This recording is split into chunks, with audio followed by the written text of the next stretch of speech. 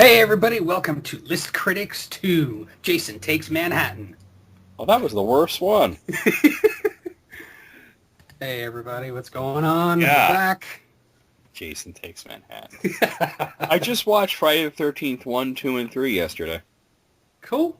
You're in the, 'tis the season, right? Oh, yeah, that's why I had it, it was on AMC. Sweet. There you go, they had 1, 2, and 3. All right. Well, I hope we have some spooky lists this week. Well, this first one is not a spooky list in that sense, but it is from crack.com, submitted by Alex Shannon. It is actually... Oh, you know what? I'm jumping ahead here. Ooh. I had some lists that I wanted to do first. Oh. Let's do those first, hey? Some homebrew, okay. Yeah. Well, this first one is just really funny. It's from pleatedjeans.com. It is 26 vanity license plates that are absolutely perfect. Awesome. All right. I can't wait. Okay. This first one, they got the license plate that says Professor X. Prof X, you know? Yeah. And it is a handicap plate. It's a little wheelchair logo. That's adorable. Somebody over in New York, it looks like. Oh, cool. I can't really tell the difference. This next one says, "This is Roger, my UPS driver. He stopped by on his day off, and we saw his license plate, which says Roger Dat."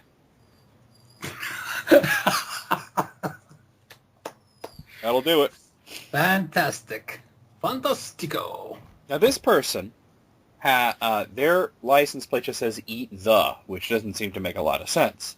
But it's a Florida license plate, so it says Florida on top and Family First on the bottom. So it says, Florida, eat the family first. What the hell, dude? A little foresight went into that. Same thing with the next one. They got the license plate that says Vlad The. And it's a Chevy Impala. So it says Vlad the Impala. Vlad the Impala. Oh, Yeah. that is clever thinking. That's local. That's a Pennsylvania plate, too. This next one, this is just too perfect because their license plate says Failure, and they are parked in a really asshole way. Like sideways or something like that. Well, just outside the line, diagonal, you know, just fucked up. Yeah, just an asshole parking job, you know. This next one has, this is from Washington State. It's McFly, and their car is a DeLorean. McFly! Hello, McFly. Anybody home? Yeah. That's a DeLorean. Who still has those, man? They're collectible now. Yeah, they must Very be. collectible. The next one, Bitch Please. Bitch Please. Bitch Please. Imagine writing them a parking ticket. Yeah. Somebody from Wisconsin told them, I guess, I can imagine the conversation. They said, what do you want for your vanity plate? And they wrote a space. So that's what it says. It says a space. They took it to the most literal sense. Yeah. This one says Excurse Me, and it's a Ford Excursion. Oh, ha, ha, Ha ha ha ha ha. Get out of here. Okay. This is on a Legend is the car, and the vanity license plate says of Zelda. Oh, I like that. Legend of Zelda. Now, this one, it took me a little while to get this. When I first looked at this, I was staring at it. It's 4CBWYU, and I'm like, what? It looks like any random license plate, you know? And then I realized their frame around it says May the on the top and always in the bottom. So May the force be with you always. Oh, that is clever. Star Wars reference there. That's like some bumper stumper shit right there. This is the perfect fucking New Hampshire license plate because they got an ampersand and then SQIRL. So and squirrel, and there's a picture of a moose on the New Hampshire license plate. So Moose and Squirrel! Moose and Squirrel! Oh my god, it's Rocky and Bullwinkle. This one also took me a little while to... It's 370HSSV. Oh my God. You have to turn it upside down. Asshole. Asshole, yes! I guess if you're looking at the license plate and you're cocking your head sideways, you might look like an asshole. Yeah, right. This next one is Dingo 8. And, of course, they have the frame around it. A Dingo 8, my baby. Maybe a dingo ate your baby. This one, they just got a license plate that says Poo Forever.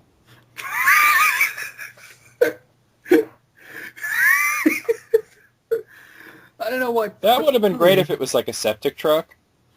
Oh, yeah. This one got Cadavra as their license plate. It's Nevada, so it's Nevada Cadavra. Nevada Gadavra. Pew. You are dead. Next one is it's on an Infinity and Beyond.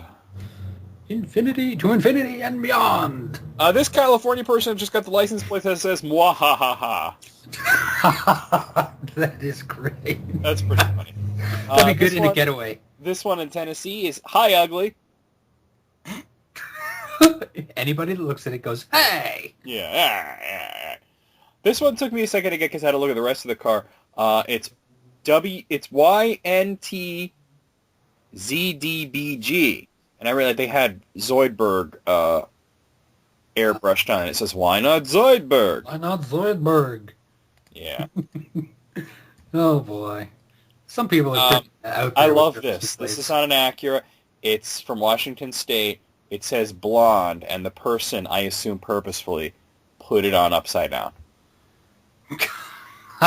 Which is actually really illegal, but there you go. Maybe just for show. Yeah. This person, and this is in Alberta, got possibly the most sought-after license plate in Canada. It says, sorry. That's the most popular. Well, there you go. Well, you can only have like one, and you can't have the same vanity license plate as someone else.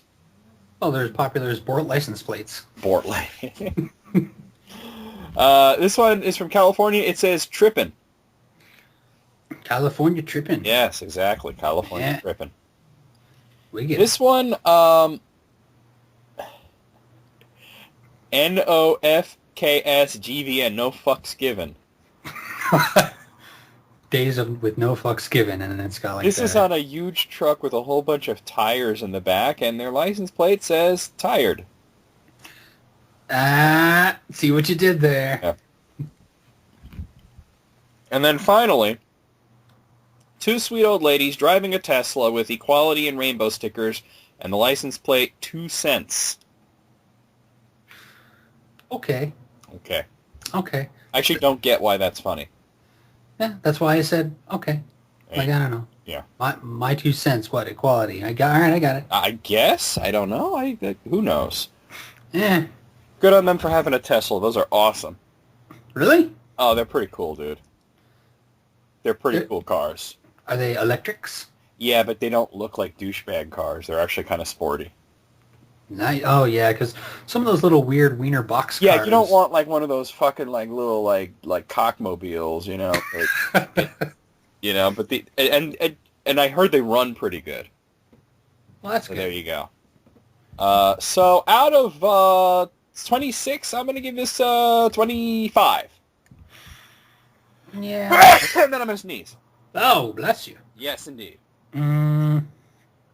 I'll give it a 25 as well, because that 2 cents just, it fell short. Yeah, you know. All right. 15 Twitter jokes everyone should read. Oh, I can't wait. The douchebags of the internet. Oh, no, these are funny, though. Oh, okay. These are genuinely funny. Yeah.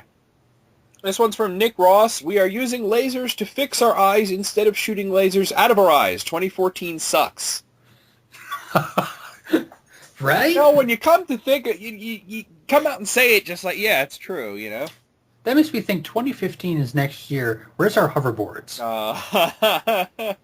Mattel better pay up. Oh. Jazzmaster wrote, I get on a roller coaster with my washing machine. Hold tight, son. Wait, if you were here, then son is at home with a mouthful of laundry. What? That's weird. That is very weird. Jacqueline Carbajal wrote, walks past a German Shepherd and nods, officer. They're police dogs, you know. Yeah. Officer. Tiny LGN writes, all I want is to sleep so long people start to worry. That's funny.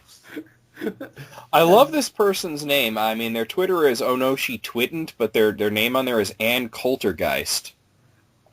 That's two somewhat clever names.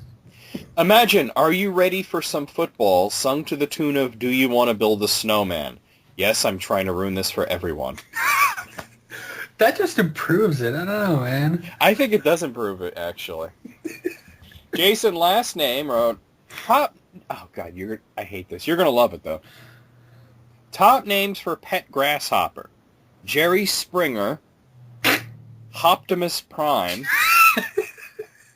Legatron, Jumpford and Sons, What? Meredith, I don't even get that one, Billy Boing Thornton, and Beyonce. Oh my god. The Chet funniest. at Chet PRTR wrote, texted this girl back exactly 1 year later. I will let her know if I found the notes in another 365 days, and he has a twit pic. This girl, Lee, texted him, hey, do you have any notes from last class? Exactly 1 year later, he replies, let me check and get back to you. And then she replies, are you serious right now? Fuck you. Well, from last class. I'm surprised she still had the text in her phone from that long, you know? I don't know. Okay, this is Fred Delicious. There's a knock at Tony Hawk's door. Trick or treat. Tony's eyes light up. A trick, eh? Sir, we just want candy. To the half pipe! At Krylenol, a.k.a. Sadville, writes, Kanye West, but only when Kanye Sweepy. Oh, that's adorable again. Nice Mustard writes, if you hold an empty Gatorade bottle up to your ear, you can hear the sports. I don't. Dude, you have man. a Gatorade bottle, you hold it, he could go all the way. Or you just hear a series of grunts and cheering. I would imagine you hear the commentary. That's the way I imagine it. At Growly Grego writes, hypothetically, when is the right time to tell your divorce attorney that you've never been married and you love spending time with him? That's great.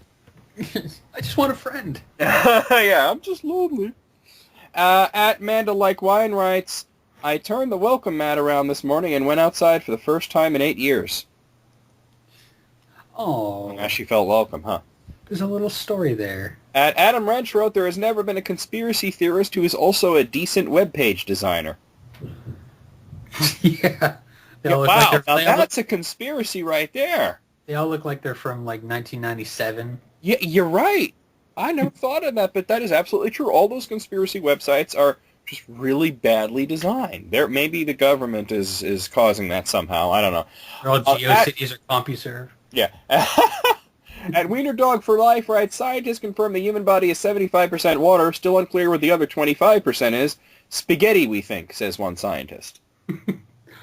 Spaghetti in their pockets. Don't start. You get me laughing really hard at that shit.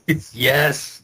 At Lady Broseph, this is the last one, wrote, I can't dance to this. My first husband was killed in a love shack. It's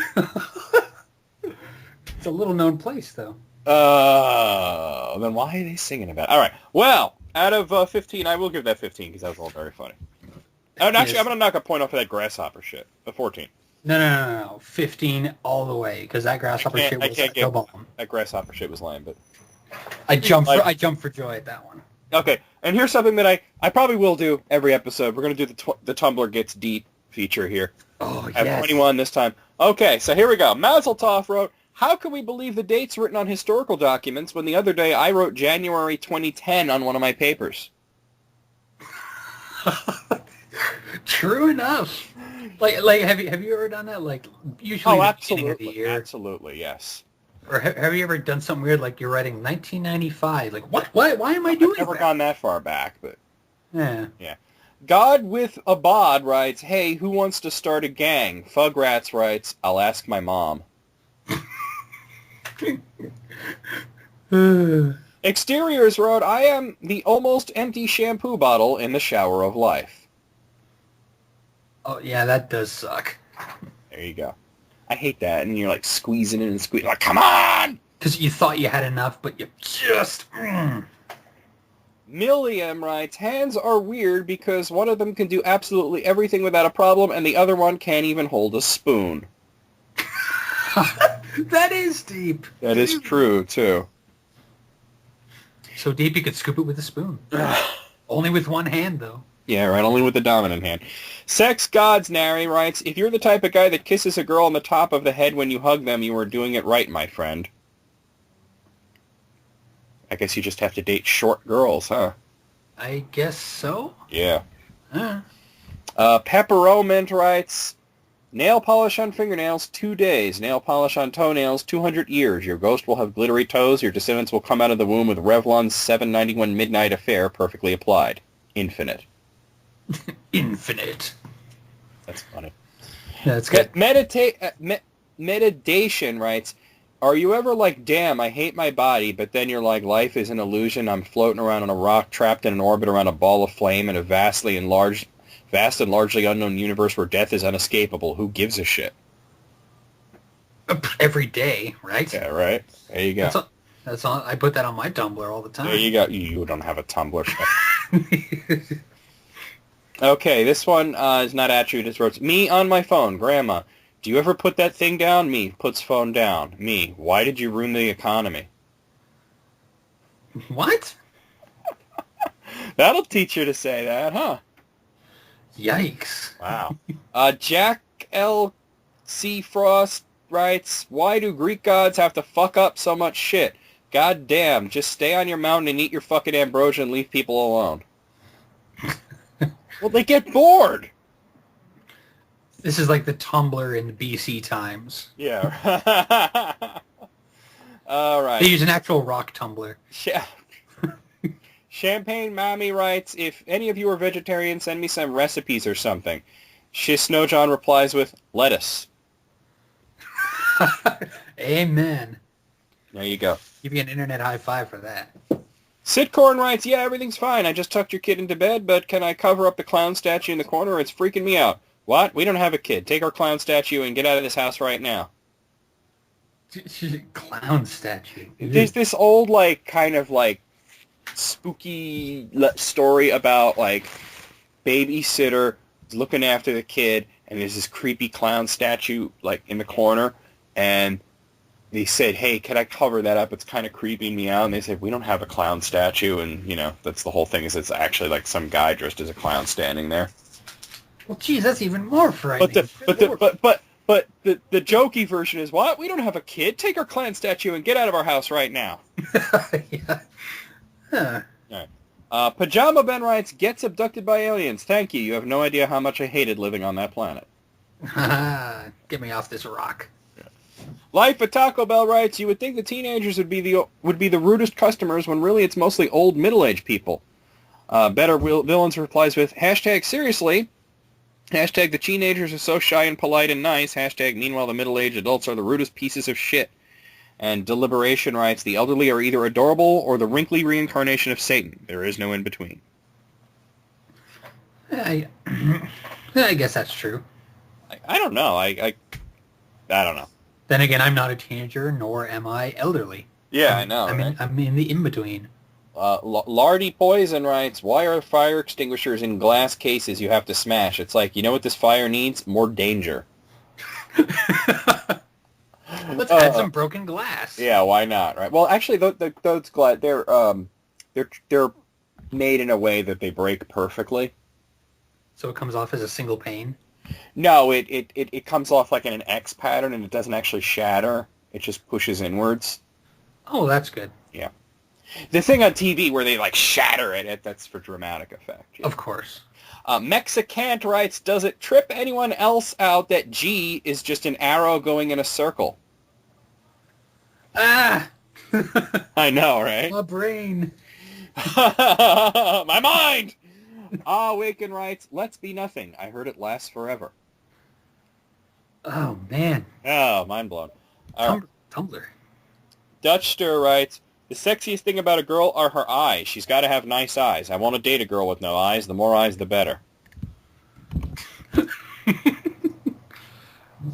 Oh, well. 42 Hearts writes, there's nothing worse than getting told you're bad at the only thing you're good at. Yeah, that sucks. That's happened to me before, actually. What is the only thing you're good at? Well, one of the thing, I guess, is piano. Oh, there you go. And someone gave me harsh criticism, and I was like, oh. Jeez. Okay. This person writes, I hope... this is Jackal C. Frost again. I hope that whenever my hair ties go, they're happy. That's all that matters. And the cutest of the cute replies with a picture of a cat holding a hair tie. Yeah, that's definitely something in this house. Hair ties do go missing, and collecting. I don't use them personally. I just let it flow. Same. Spooky Dex writes, I hope the person who created the first pun died a horrible, horrible death. I am Tony Sexual replies with, it would have had to been a pretty killer pun, though. And Spooky Dex, the original poster, replies with, no. Oh, fantastic. I love me a good pun. There's no such thing. And finally, Andrew Jackson on Jihads writes, I want someone who will sit on a rooftop with me at 3 a.m. and shave their head while I shave my head and then hot glue the hair to the roof so the roof will have hair. What? Maybe if you get on Craigslist, you'll find someone, trust me. Yeah. It's where the weirdos congregate. All right, out of 21, I'm going to say, I'm going to go 21 on this. That was, every one of them, highly entertaining. Yeah, I don't know about the whole deep. Well, some of them were kind of deep, but for the most part, they were funny. So, well, it's like I'll give it a. It's like Deep Thoughts by Jack Handy. Jack Handy, yeah.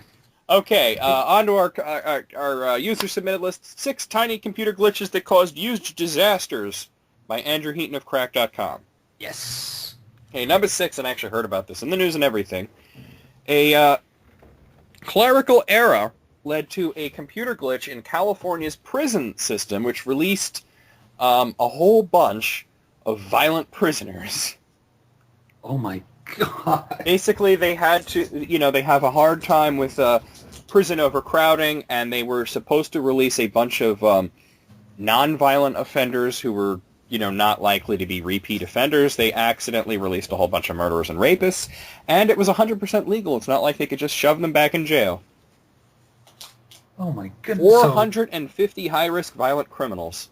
So they're just roaming about. Wonderful. Well, the police did keep an eye on them. But, yeah. Don't do what you did again. Okay. Well, because it was irrevocable parole, so they never had to check in with parole officers and could only be re-imprisoned if they were caught, say, murdering someone. Is that all it takes? Great. Yeah. Well, breaking the law. Yeah. Okay, number 5, a hospital accidentally declares thousands of patients dead. A little glitch in the computer system. Patients were declared deceased. You think that's not a big problem. They just, fix it. Caused a nightmare with the insurance. Oh, no. Exactly. Got to think about the insurance. I wonder how you start getting these letters from the insurance companies accusing you of fraud because you're dead and you're still getting medical treatment. Oh, no. That's... Oh, those poor people. Yeah, exactly. So, and that took a long time to clear up, of course. Oh, those poor people. Yeah. Number 4, a computer summons a small army to jury duty. Apparently, I heard about this. Like, every person in the town all got a jury duty notice, and they all showed up at the courthouse at the same time, and it caused massive gridlock, traffic problems, and nearly a riot. Everybody decided to show up. 1,200 people were summoned for jury duty at the same time, same bat channel.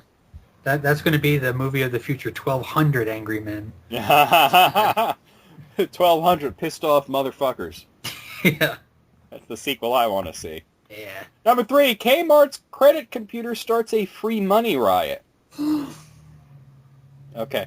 So basically, if you applied for store credit, you get a free $10 gift card, which is pretty straightforward, right? Right. And then the troll logic comes in.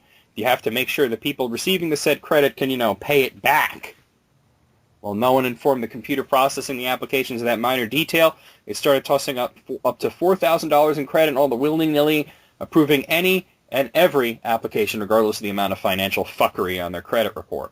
Oh, no. So what happens when you take a Kmart in Wisconsin, stuff it full of a crowd of people who see a guaranteed line of a store credit as a flashing neon free money sign? What do you get? A Kmart riot. Oh, it's Black Friday, but different. Kind of, yeah. Number 2, a stock trading glitch cost $10 million per minute. I think I saw that. It was called The Dark Knight Rises. Oh, my God. Oh, no. And finally, number 1, a slow computer nearly jumpstarts a stock market crash. What? You got to figure those computers they use in the stock exchange has got to be pretty well kept, you know? Yeah, that shit's got to be airtight. Yeah. I mean, it could cause panic, bad trades, you know. So there you go. Whew. Yeah. All from teeny little glitches. Little Out of oopsies. 6, I will give that a 6. Those were all very devastating results of very tiny glitches. Mm-hmm. Just the smallest little thing. I'll give it a 6 as well, because damn. Damn, son. Okay, let's see. I'm rolling around here. How about... What do you got? I got a lot of lists from Alex Chad. I'm sort of picking and choosing because he sent me like 100 fucking lists, and I'm just like each episode picking a few, you know? Alex, you're a machine. I know, right? Okay, here's one about the X-Men. Nice, all Do right. that. It's from diffuser.fm. It's 25 facts you probably didn't know about the X-Men. Wonderful, all right. All Fill right. me in. Number 1, I guess we're starting at number 1. There is a mutant named Gold Balls who has the ability to, you guess it, shoot gold balls from his body. Are they the balls I'm thinking of? No, they're just spheres, you know? Now, here's the thing. Why would you call yourself Gold Balls? Yeah, like why not the Golden Boy, even though that's boring or just Goldie or I don't know. It doesn't even have... I don't know. Ball Blaster. Nice. There you go. Or just Balls with a Z. Balzac. Balzac. There you go. The mighty. Yeah. Okay, wait, hold on. What's this thing coming up here? Steam wants to restarting. Okay. Number 3, Russell Crowe passed on being Wolverine, suggested his friend Hugh Jackman for the role instead. And he's been playing it for what, seven movies? There's been 5 X-Men movies and 2 Wolverine movies, so yes. Yeah, wow. That's pretty impressive. I mean, some of the roles were kind of minor, like in First Class, he was only in one scene, but, you know, he was there. I wonder how Russell Crowe would have been as Wolverine. I don't know. I gotta think that he would have been good, but not nearly as good as Hugh Jackman. Yeah, Hugh Jackman pulls it off. Number 2, oh, that was number 2. Number 3, Wolverine's first appearance actually came in The Incredible Hulk. I talked about this on List Critics this month. Wolverine was originally just some guy they created to fight the Hulk. Yeah, I remember. I actually knew about this beforehand. Number 4, North Star, an openly gay member of the X-Men, married his partner Kyle Janadu in Astonishing X-Men number 51 in 2012. Wow. Actually, I knew all about North Star and everything. I didn't know he was actually part of the X-Men because I remember him as part of Alpha Flight, which was like the Canadian X-Men. Yeah, Alpha Flight. I know about Alpha Flight. Yeah. Too bad they're usually lame. It's a great idea, but some of the comics have been really bad. Sure have. Oh, well, we tried. Yeah. Sorry. Sorry. License? Need that on their license plate. Great, you have great characters, and then they just, would not. No, we got Wolverine. Yeah, but he wasn't in Alpha Flight. He totally should have been there, right? He's in everything else. Okay, number 5, in 1996, Marvel and DC had a crossover event where their superheroes faced off against each other. Wolverine took on Lobo, Quicksilver faced the Flash, Jubilee matched up with Robin, and Storm fought Wonder Woman. Jubilee and Robin, of course.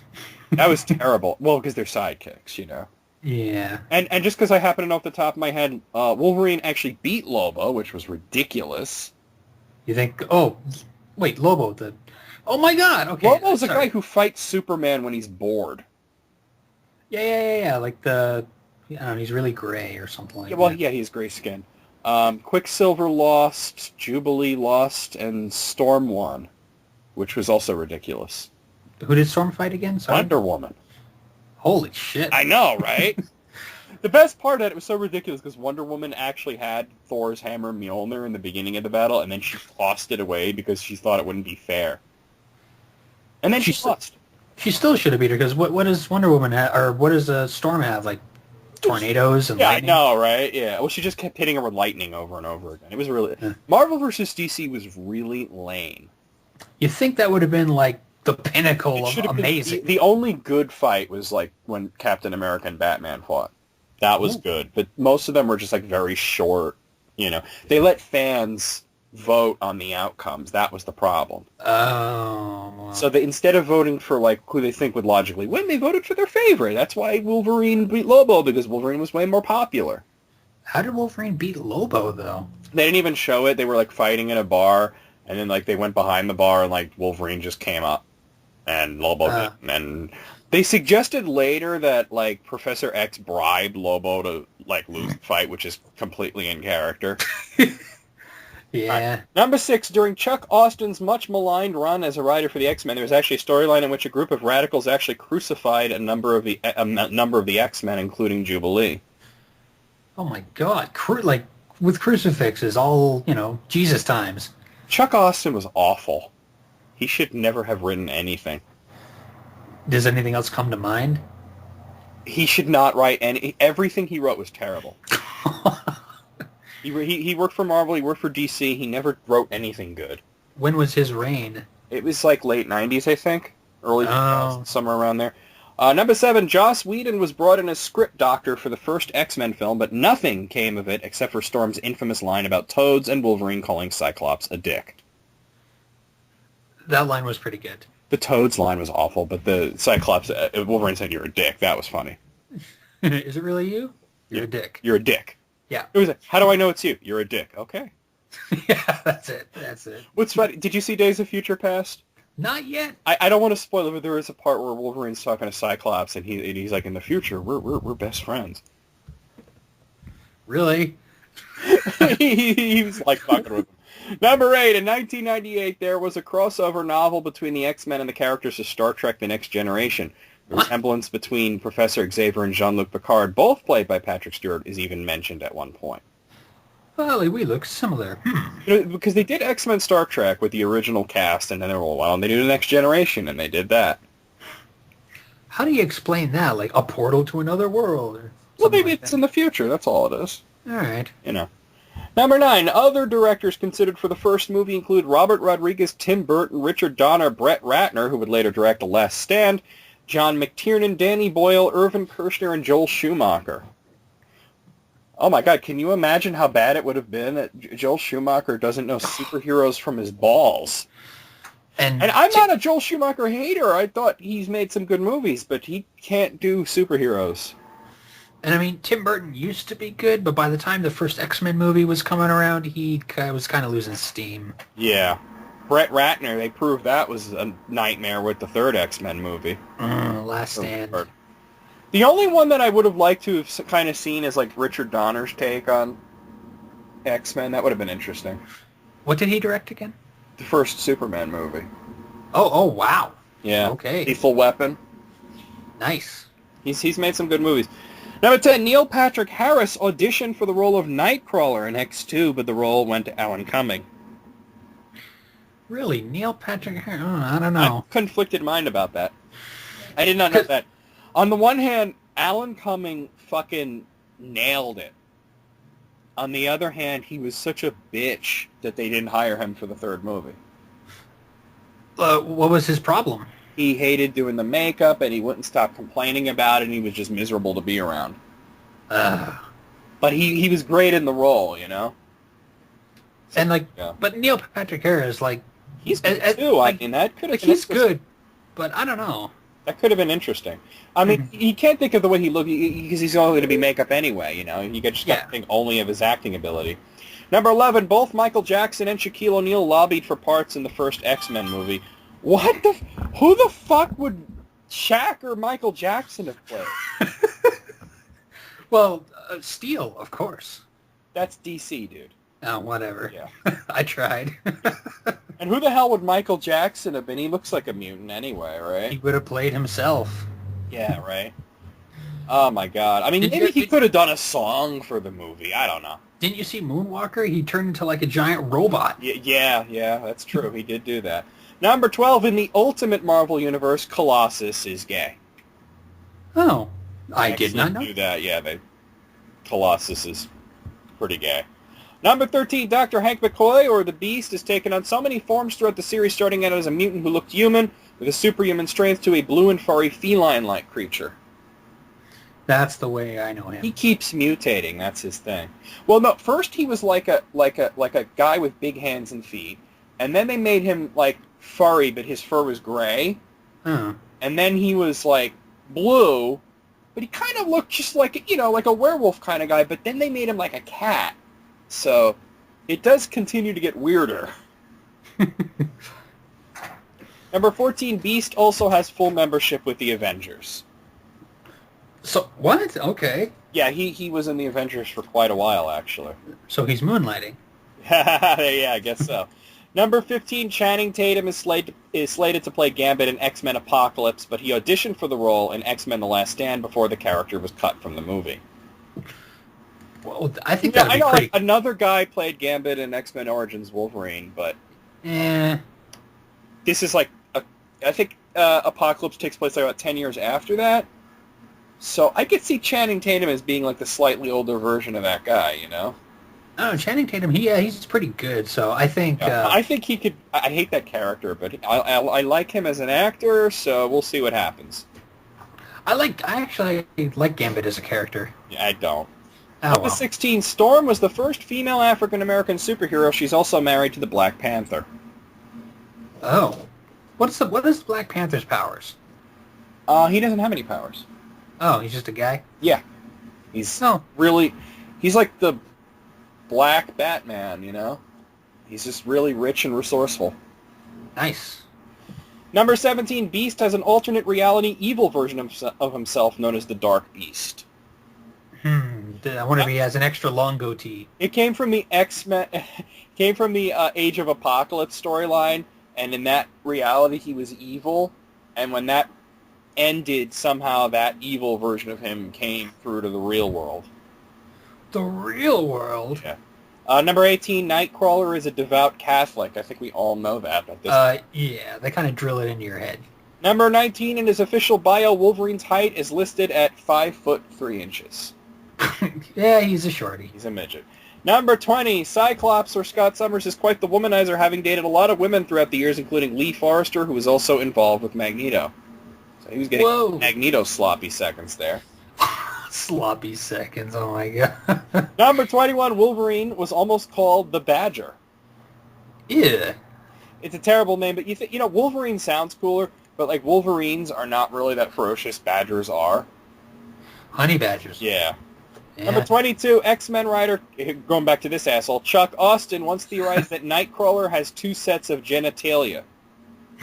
What? Why? Because he's an idiot.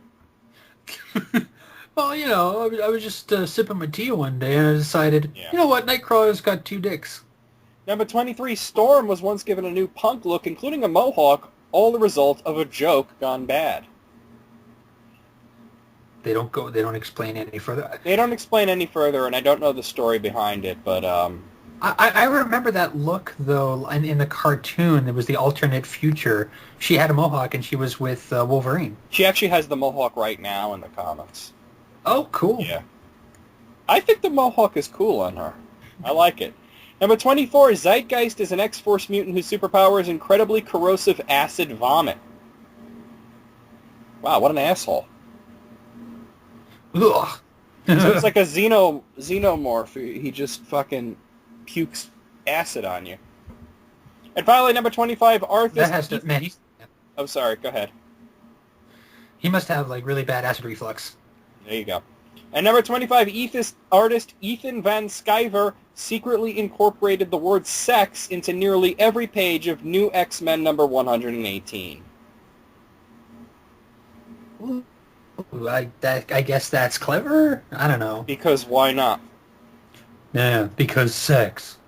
Yeah, well, if you could hide the word sex everywhere, wouldn't you? Just as a joke? You point out to your friends later? Look for it in those Disney movies, people. Yeah, oh, God. Well, there you go. Out of 25, some of these were really interesting, and some of them I actually did not know. Some of them I did know. I'm going to give it a 20.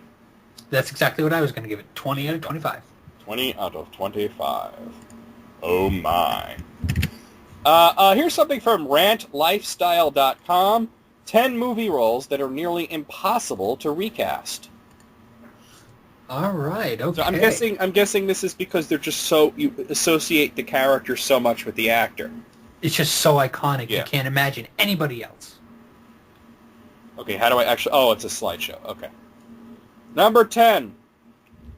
Willy Wonka. Now, they have a picture of Gene Wilder, but they did recast Willy Wonka. It was Johnny Depp. But come on, like when I picture Willy Wonka, I think Gene Wilder. You do picture Gene Wilder, yeah. Mm-hmm. All right. Number 9, Iron Man. Yeah. You know what? Yeah. Eventually, Iron Man is going to be some other guy. Yes, eventually. I think I talked about this. I said, eventually Robert Downey Jr. is going to say he had enough, and Iron Man's going to be some other guy. And then it's going to start the sort of like James Bond discussions where it's like, well, I think Robert Downey Jr. was the best Iron Man, and you know, and because he was the original, and it's going to become this whole thing. So, I don't know. We'll just have to wait and see. But for now, Robert Downey Jr. is Iron Man. I wonder if they would recast Tony Stark or they would just kill him off and have another person be Iron Man. Did that happen in the comics at all? Has anybody else ever taken up the mantle? Oh, absolutely. Where do you think War Machine came from? Yeah, but that's War Machine. That's not Iron Man. Yeah, but he was Iron Man at one point, and when Tony Stark came back, he became Iron Man, and Rhodey became War Machine. Oh, okay. Number 8, Magneto and Professor X as old guys. How could you ever replace Patrick Stewart and Ian McKellen? Like, that's who I envisioned as Professor X in the beginning, you know? I think everybody did. Number 7, Wolverine. Hugh Jackman, there you go. Yeah, I mean, he's played him for 15 years now, and, I mean, holy shit, right? Wow, it has been 15 years. Good Nearly Lord. 15, yeah. And he hasn't aged a day. Yeah. He's gotten a lot bigger, which is funny, because if you look at him in the original X-Men movie, I mean, he's got a pretty good body, but he's not like a bodybuilder, you know? And then you look at him in, like, X-Men Origins Wolverine, which is supposed to take place much earlier, and he's like a Hulk. Yeah, he's a freaking beast. Yeah. Beast, Hulk, Wolverine. That dude must work out like constantly. Number 6, Luke Skywalker, Princess Leia, and Han Solo. Yeah, and luckily they're all coming back. Yep. Hopefully it won't suck. Fingers crossed. Yeah, right. Number 5, Captain Jack Sparrow. I don't know, maybe they should recast him. You don't like?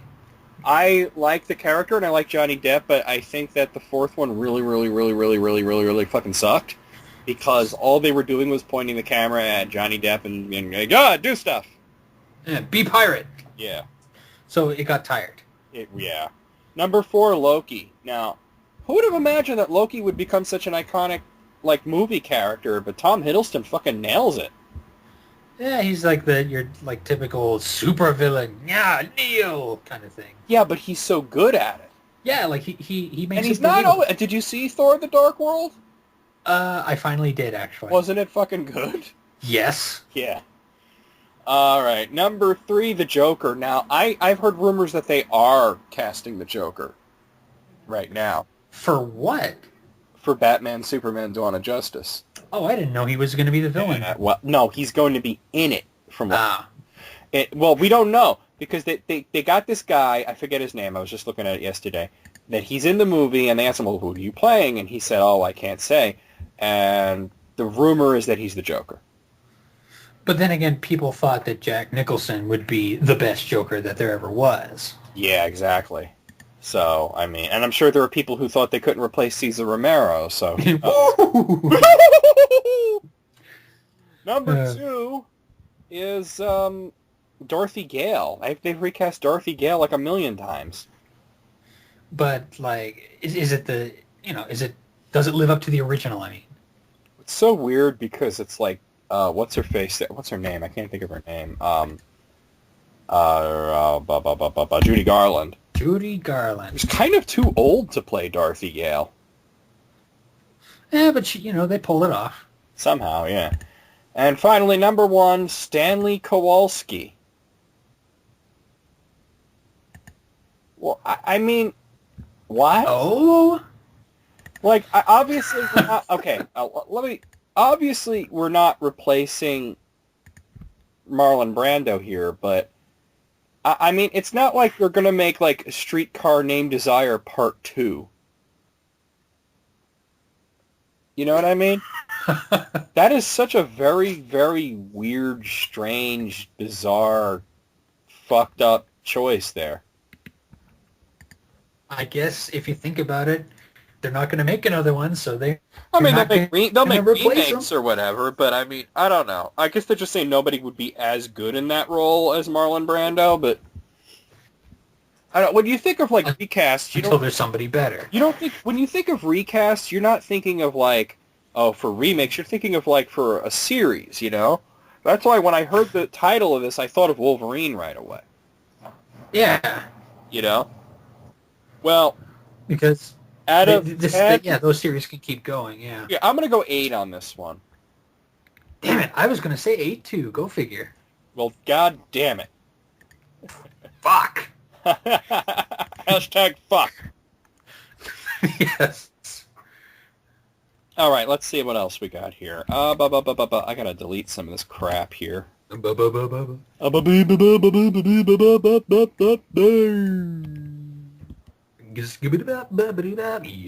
right, here's something from Gibson.com. The guitar. Yeah. And this is an interesting list. 10 guitar heroes name their own guitar hero. So this is 10 prominent guitarists who tell you what guitarists they most look up to. Okay. So there you go. So first up, we have Billy Gibbons.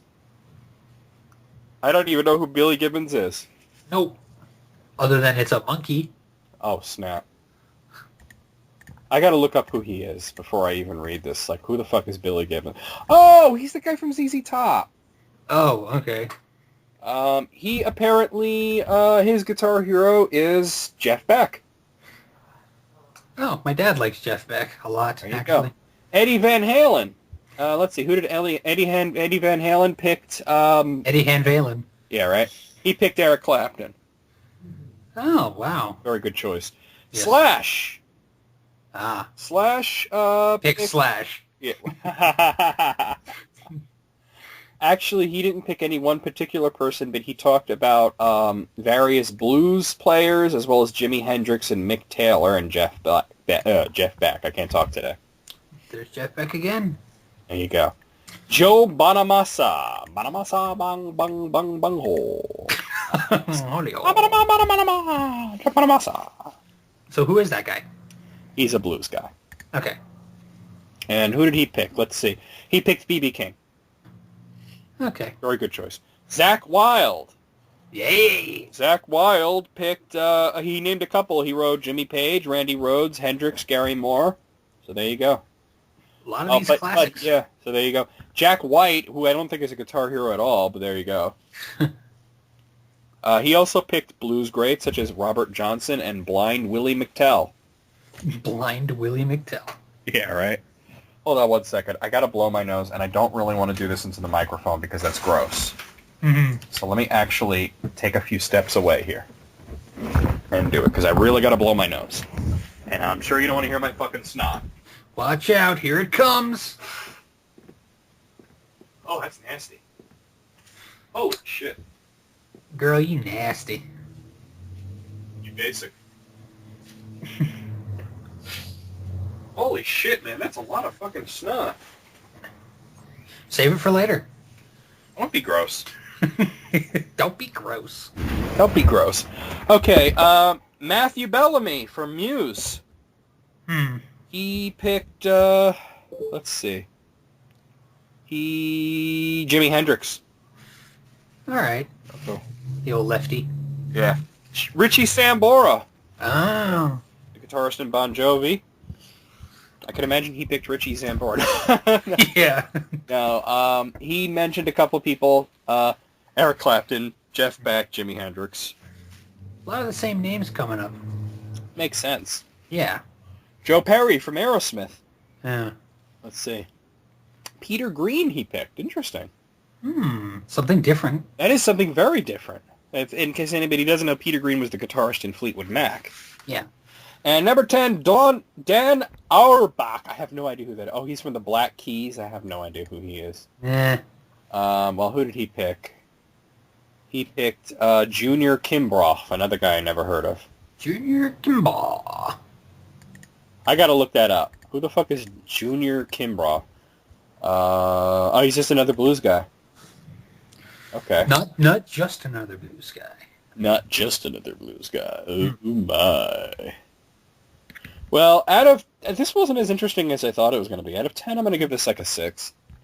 I was thinking 5, right down the middle. I really thought that was going to be like a lot more interesting than it was, but it wasn't. Well, if you think about it, a lot of those guys, similar people were coming up, all the big ones you'd expect. There you go, right? I want to know, I don't know, I could do this list, but I don't even know if, who know these guys. Are you familiar with the band Wax Fang? No. God, all right. Well, I'm just going to go ahead and do this anyway, because I know Tanya doesn't really know them either. This is from Pack Is Back 04. He sent his top 7 Wax Fang songs. All right, I'll take your word for it. I'll go through it rather quickly, because I know these songs, you don't know these songs. Number 7 is Oh Recklessness. Number 6 is The Doctor Will See You Now. Number 5 is Sweet Bloody Murder. Number 4 is Hearts Are Made for Beating. Number 3, King of the Kingdom of Man. Number 2, Majestic. And number 1, Sound Observations. Now, when I hear Hearts Are Made for Beating, I just picture this dude pummeling a heart. It's a baseball bat, right? Yes. So what do you think of that list? Is it appropriate? All good choices. I'm kind of like, I want to know why the Astronaut is not on there, because that's an amazing song. But other than that, I'm going to give it 6 out of 7. I don't know what you're going to give it, because I know you don't know the band, but... I'll take your word for it with the 6. I'll just follow you. They're sort of a Pink Floyd-ish. Oh, okay. Like if you took Pink Floyd and Queen and put them in a blender, you'd get Wax Fang. They're very good. You get a horrible bloody mess. Why would you do that? Well, they're styles, not like the actual band. Yes, I understand. Okay. Let's see. Okay, so Pack Is Back 04 also sent me from whatculture.com 8 overrated video games of the 7th generation. Oh my god! Wait, which one's the 7th? That would be the previous generation: Xbox 360, PlayStation 3, Wii. Okay, overrated. All right. Okay. Number 8, Grand Theft Auto 5. Overrated, really? I don't know. It cost a lot of money. Made it all back pretty easily. I couldn't tell. I don't play these, so. I had played some of Grand Theft Auto 5 up until the point where I actually had to do the driving part, and then I was like, nope, can't do it. Nope. But it was the story seemed pretty good, and just there's a lot of interactivity. Like, I don't know how it's so overrated. I did like it. I don't know. Number 7, I couldn't disagree more. Number 7 is BioShock Infinite. Overrated, really? This guy's a cunt. All right. Number 6, The Legend of Zelda Skyward Sword. Now, this one I do agree with quite a lot. There are people say, oh, it's the best Zelda ever. And I'm like, no, it's probably one of the worst. I've actually, when I was looking up reviews for it before I actually got it, I was seeing mostly mixed. Like, some people love it, some people hate it, some people are like, it's just another Zelda. And that's how I feel about it. What did you think? I think it's just another decent Zelda game in the series. Yeah, but it's not like the best ever, like what we were saying. I don't think it was even that. It didn't. Decent. I think it was one of the worst Zelda games.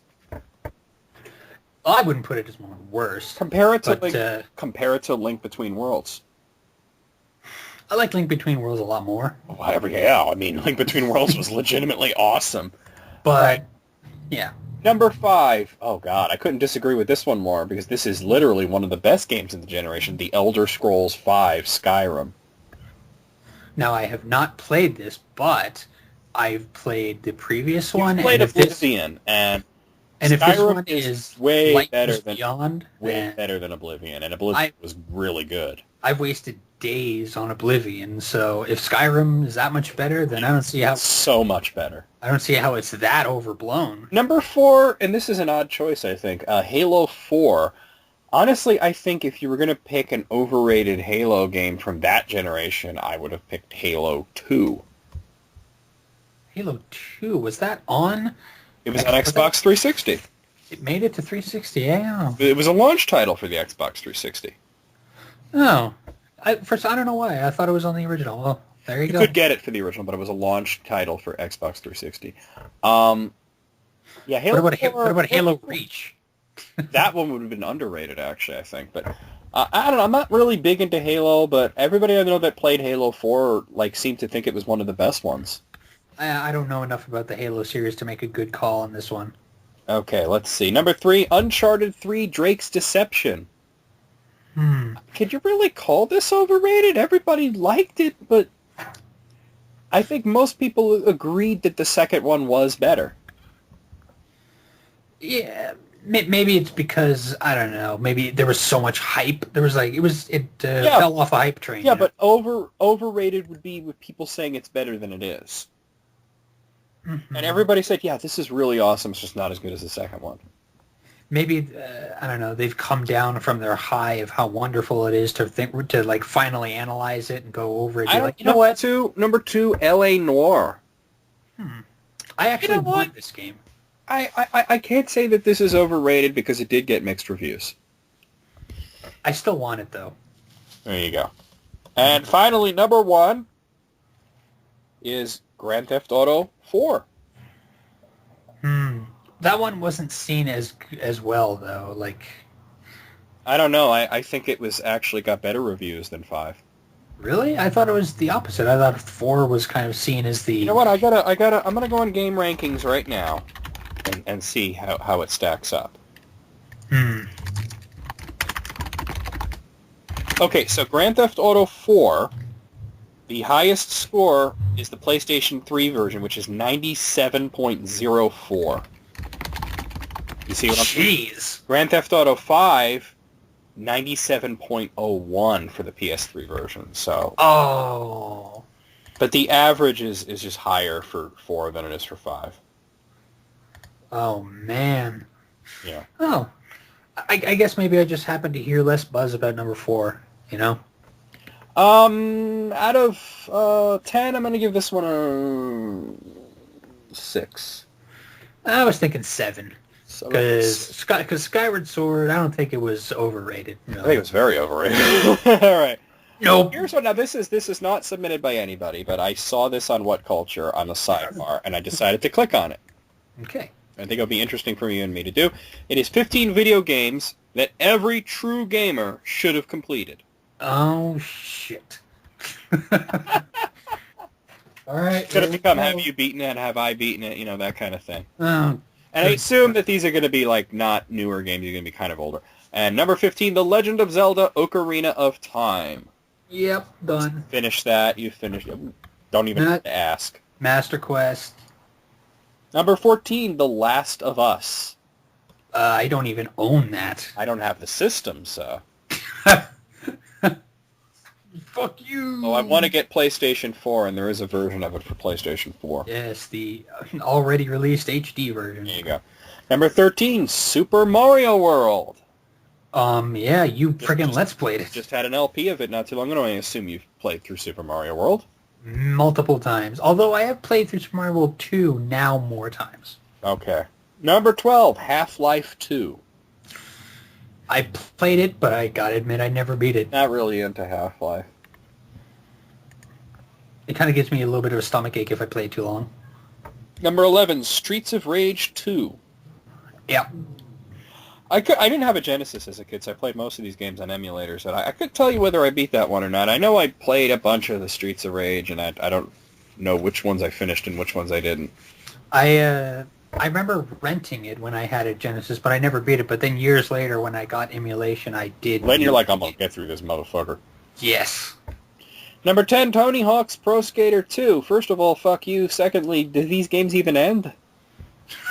I actually owned this for the Dreamcast, Hi. and I beat the hell out of that game. Number 9, House of the Dead 2. Game. Actually, not only did I play through that, I played that in the arcade, actually. Oh, wow. Did you beat it in arcade? Yeah. Shit, man. Enough quarters, anybody could beat it. Yeah, that's true. Reload. It was fun. Yeah, those games are fun, but I have not beat it. Number 8, Metal Gear Solid. Oh. Yeah. Oh, hold on. I just fell asleep. Sorry. Oh, wow. Yeah. You went through another cutscene. Yeah. 3 hours later. Number 7, we just talked about this game, The Elder Scrolls V, Skyrim. Oh, I'm not a true gamer, guys. Well, so played through it on Xbox 360 and on PC, so there you go. How long did it take you to get through the campaign? The campaign doesn't take that long, but I always do campaign last in Elder Scrolls games. Oh, so it took you a while. Yeah, well, hold on. I don't have the Xbox up right now, but I can go on my Steam folder and tell you how many hours I put into the Steam version. Oh, man. Although I got to tell you, on the Steam version, I still haven't completed Dragonborn, though. Oh. I did the main campaign. I did all of Skyrim, and I did do Hearthfire and Dawnguard. But I have not finished. I'm like halfway through Dragonborn. Give me a second here. We're a library. Okay. Where's Skyrim? I'm not even going to hazard a guess. I think it's like 90 hours, something like that. Here it is. 97 hours. Wow. That's the and you're still not complete. Yeah. Well, don't even ask me about Civilization 5. I passed 1,000 hours on that a while ago. So just 9s across. Well, it's 12 right now, actually. Oh, man. Yeah. Okay, so let's see. Number 6 is Grand Theft Auto 3. Does anybody actually beat Grand Theft Auto 3? Don't they just, like, mess around? That's what I did when I had it. I found that game to be boring. It does get boring after a while. Number 5, Final Fantasy 7. Oh. Yeah, I beat it, like, how many years after it was released? You beat that, like, 2 years ago.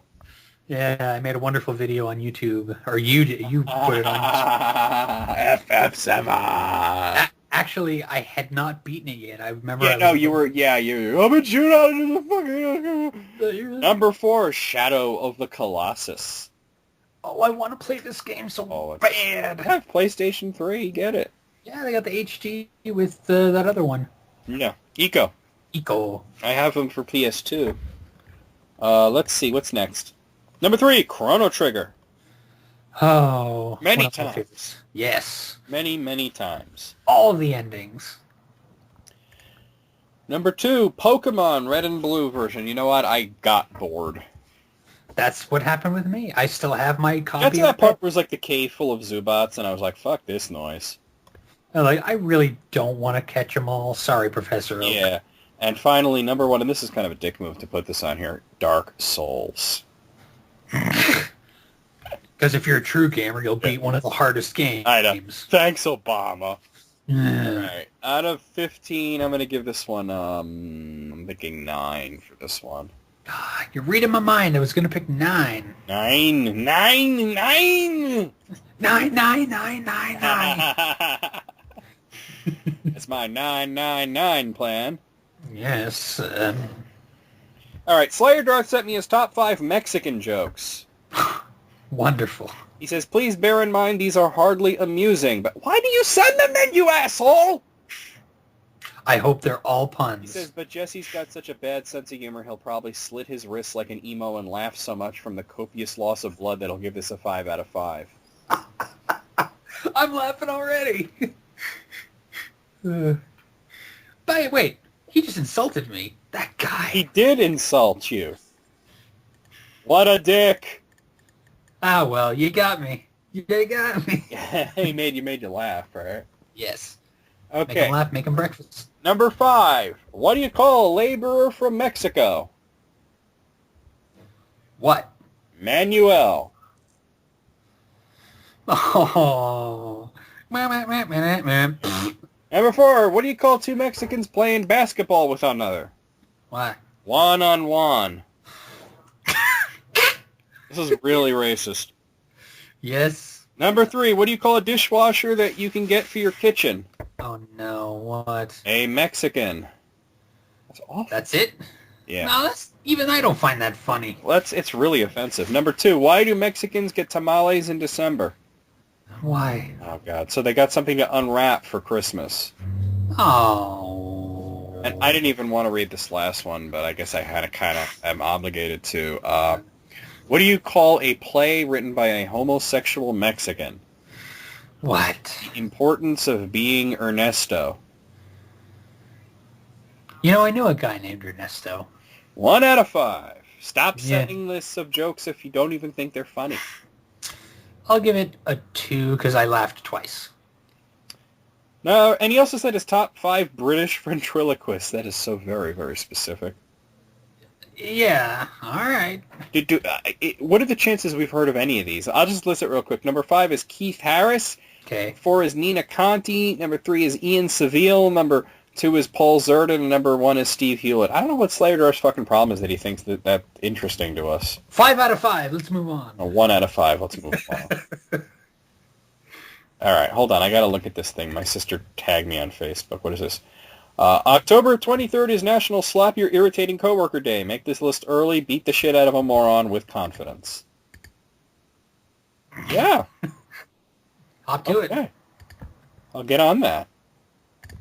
I know a couple of people who could use a good slap. All right, so please, Slayer, stop sending lists of jokes if you don't even, these are not funny. Well, then don't send them. Like, what the fuck is wrong with you, man? Or make them puns. Make them funny. Same thing. No. No, not the same thing. No. No! Yeah. No! It's not the same. No! All right, let's see. I'm scrolling. I'm trying to give other people a chance. Elder scrolling. God, man. What's wrong with you? Made myself laugh on that one. You're the only one you made laugh on that one, I think. Yeah. All right, let's see what else we got here. Bloody hell. At least Slayer Darth lists are like so not interesting.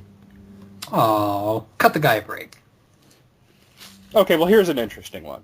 10 personal items auctioned in Sotheby's in recent years. So these are objects that were personal belongings of some famous person or another that were auctioned off. All right.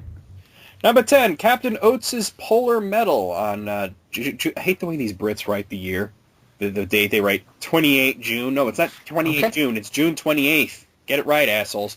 June 28th, 1984, the medal awarded posthumously after Oates' self-sacrificing death on Scott's polar expedition of 1912 was sold for £55,000, an auction record. Wow. I can't believe it. What is wrong with you? It's interesting.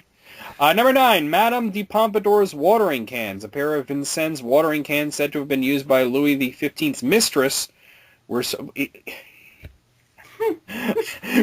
on June 12th, not 12th June, June 12th, 1984, one for $29,000, the other for $28,000. Was one slightly better than the other? Mm-hmm. Slightly used. He sold her milk jugs. Yes. Number 8, Mahler's First Symphony. The manuscript was sold on May 10th, 1984 for £143,000. Oh, wow. That's impressive, actually. Mm-hmm. That would be a good item to have. Number 7, Elvis Presley at Las Vegas souvenir menus. 5 were auctioned on September 1st, 1983 for £55 apiece. Souvenir menus. Yeah. £55. Yeah. Number 6, John Lennon's Imagine. On September 1st, 1983, the handwritten lyrics of this 1971 song made £7,150. The same sale, John Lennon's Broadwood upright piano fetched £9,900. Huh, I would have thought they'd fetch more. Well, that is quite a lot. You got to remember pounds, or you got to convert it, and, you know. $17,000. Yeah. And is that American dollars, Canadian dollars? Who fucking knows? Number 5, Henry II's suit of armor. Sold on May 5th, 1983 for £1.9 million, a world auction record. Wow. Forget whose suit of armor. It's a suit of armor. Yeah, but you don't pay over £1 million for a suit of armor unless it's owned by somebody really awesome. Number 4, Virginia Woolf's tortoiseshell spectacles, sold on November 10th, 1980 for £250. Oh, wow. Her actual little glasses. Tortoiseshell spectacles. That's so strange. Nah. Number 3, Charles Dickens' ivory pencil, sold on July 6, 1977 for £110. You could probably get a cheaper one at Staples. Yeah, probably. But belonged to Charles Dickens. Do they Number know that 2. for a fact? I get, well, I mean, Sotheby's doesn't just pull stuff out of their ass. They're pretty reputable. I'd hate to pull a pen out of my ass. That would suck. Well, actually, if it was in there, you'd want to pull it out. Yeah, but the getting in, depends on which way it's coming out anyway. I hope not sideways. Number 2, George Bernard Shaw's gardening gloves. Sold on October 16, 1978 for £28, believed to be a record price for a pair of gardening gloves belonging to an author. I think it's the only gardening gloves belonging to an author that have ever been sold at auction. It's so weird. People will buy anything. I mean, it's not like it's his ink pot or something. It's fucking gardening gloves. Yeah, unrelated. And finally, number 1, Swedenborg's skull. That is the ultimate personal possession. Yeah. A skull said to belong to that of Swedish philosopher Emanuel Swedenborg was sold on March 6, 1978 for £1,500. Are they sure it's his? How would you pick? I mean, you could DNA test it, but what do you compare it against? This guy died in the 18th century. Yeah, I don't know, man. All right, out of 10, I gotta give that a 10. It was all very interesting. Yeah, they actually were pretty The fact that they interesting. auctioned off like a writer's gardening gloves is just very strange. Yeah, I'll give it a 10 as well. That was pretty good. And here's a companion list to it. 10 unusual Lloyd's insurance policies at Lloyd's of London. You can insure anything with them. Ooh. Oh, I bet somebody's ass is on this list. Probably, like Mary Hart's legs are insured by Lloyd's of London. Yes. Are they really? Oh, yeah. Wow. Number 10, the publishers of a book about Princess Anne and Captain Mark Phillips took out a Lloyd's policy against the cancellation of postponement of their wedding. That's a very esoteric thing. So basically, they were going to write a book about these two getting married, but and if the wedding was canceled, they wouldn't make as much money, so they took out an insurance policy. Wow. That is esoteric. I guess that's forward thinking. That is, yeah. Number 9, satellites launched by Cosmat, the U.S. Communications Satellite Corporation, are insured with Lloyd's, hence Lloyd's interest in the successful space shuttle recovery of 2 Renegade satellites in 1984. Wow, okay. So wait, what's insured here? The satellites. The satellites themselves. Okay. Yeah. Something in space. All Yeah. right. Yeah. Well, they're no longer in space. Well, no. Yeah. Number 8, a killer whale called Namu was insured for $800 while it was being towed to Seattle for display in an aquarium. Insured a living being? Can you do? Well, I guess if you can insure Well, if you can body insure parts. your butt, then you can insure a being. I mean, That's true. if anything happens. Well, what do you think life insurance is? Yeah, that's true. You got me there. Yeah. Number 7, composer Richard Stockler insured his ears. There you go. Number 6, hole-in-one golf insurances are regularly placed, sometimes for as much as $50,000. Hole-in-one golf insurance. I don't know, what they pay you for getting a hole-in-one? I guess. That doesn't seem like it's even insurance. I don't know. That's very strange. Number 5, 40 members of the Whiskers Club of Derbyshire insured their beers for £20 each against fire and theft. Wait, Fire, I can understand. Theft is a little strange. Maybe what that if somebody it's a package deal, How can somebody steals the beer, like drinks it? beard? I want it back. Beard. Well, you're gonna have to wait a while. No, you're not listening to me. Beard. Not beer, beard. Oh, beard. Yes, beard. Oh. Okay. How could you steal a beard? I don't know. They're sleeping in the night. Somebody cuts it off.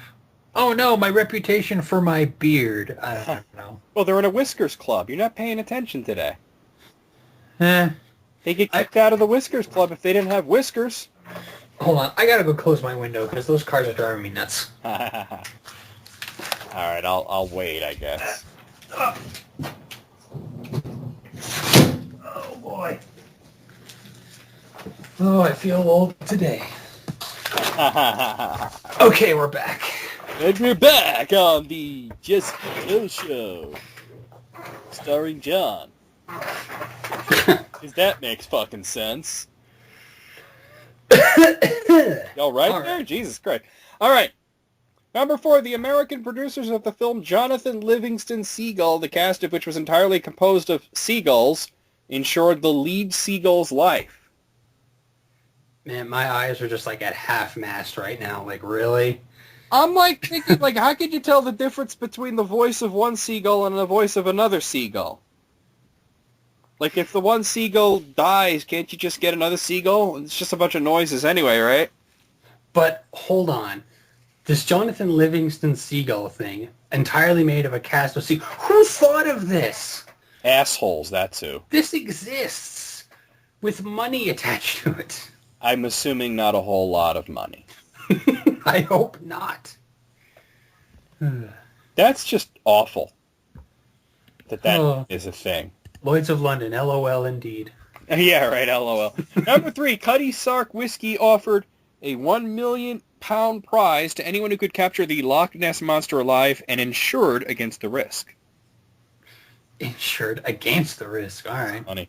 Number 2, Rudolf Nureyev insured his legs for 190,000 pounds.